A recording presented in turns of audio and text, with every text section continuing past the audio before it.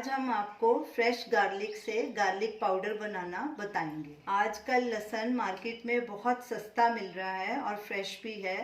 तो 1-2 महीने में जब गर्मी बढ़ जाएगी तो यही लहसुन बहुत महंगा हो जाएगा।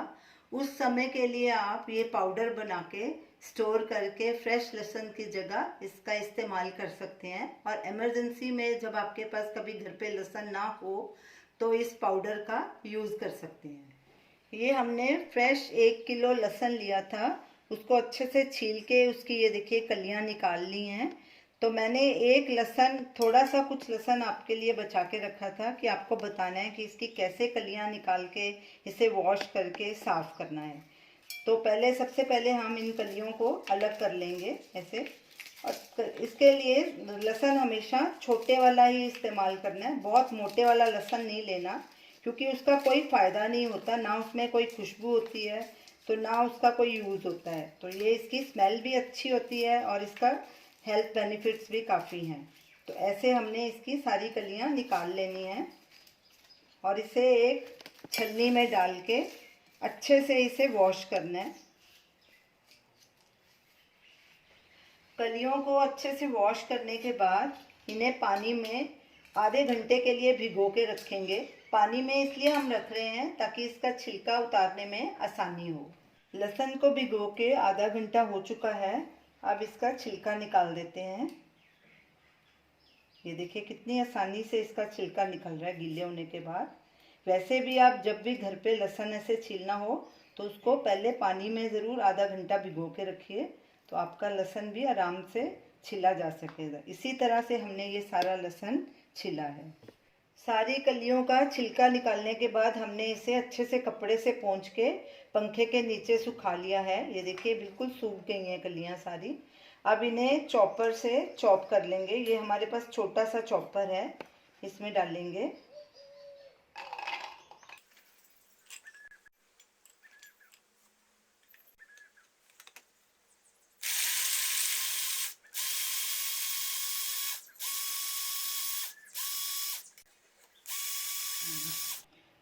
लहसुन हमारा चॉप हो गया है। अब इसे खोल के एक प्लेट में निकाल लेंगे।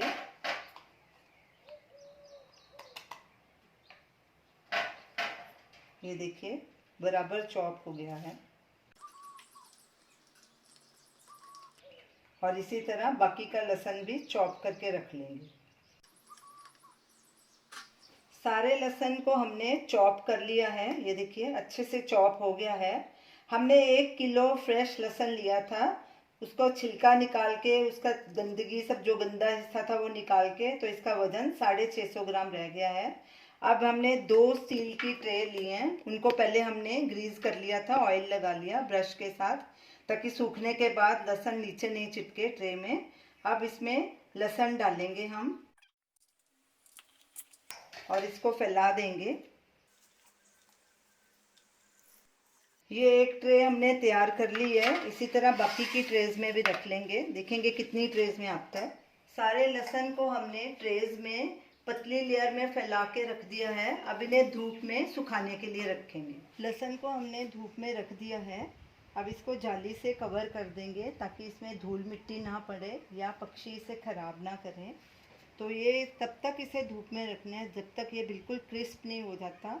और हर 1-2 घंटे के बाद इसको ऊपर नीचे लहसुन को हाथ से करते रहेंगे ताकि सब तरफ से अच्छे से सूख जाए। लहसुन हमारा अच्छे से सूख गया है। ये देखिए बिल्कुल बराबर सूखा है। इसे 2 दिन हमने धूप में सुखाया है और रात को हम इसे पंखे के नीचे रख देते थे। ये देखिए पूरी तरह से एकदम क्रिस्पी हो गया है।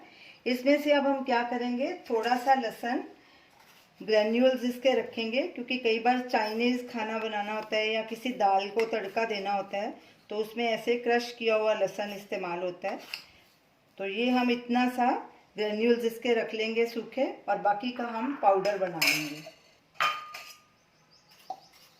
ग्राइंडर जार में डालेंगे इसे। लहसुन को सुखाने के बाद इसका वजन 280 ग्राम रह गया है।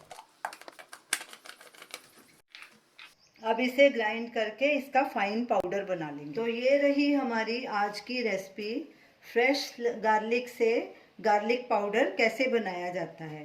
तो हमने आधे को हमने इसके ग्रेन्यूल्स रहने दिए हैं सूखे, और आधे का हमने पाउडर बना लिया है। आप इन दोनों को किसी भी डिश में यूज़ कर सकते हैं, जैसे किसी में ग्रेन्यूल्स का यूज़ होता है और किसी में पाउडर का होता है, तो आप दोनों तरह से इसका यूज़ कर सकते हैं। जब मार्केट में लहसुन बहुत महंगा होगा तो आप इसका यूज़ आराम से कर सकते हैं।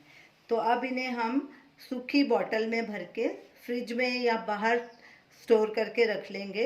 ये साल भर आपका ख़राब नहीं होगा।